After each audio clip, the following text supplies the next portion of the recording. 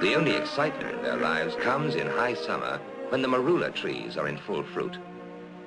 At first, the marulas are very tasty and hard to get at. You have to be either agile or strong to get your share.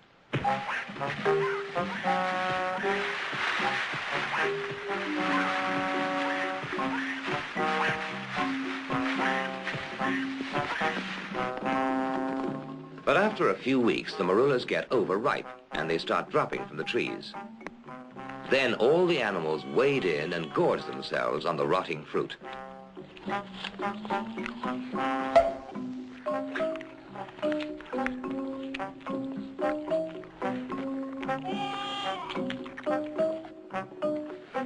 It starts fermenting in their tummies and turns into a very potent brew.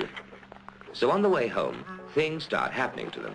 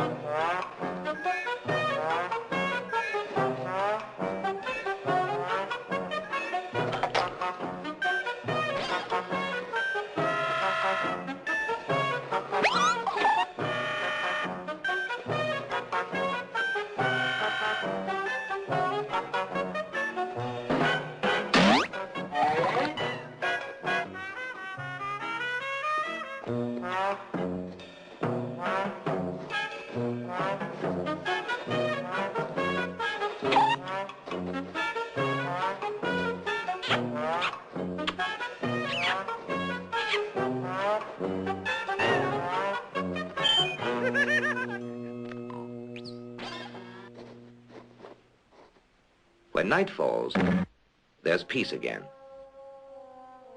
A very blissful peace.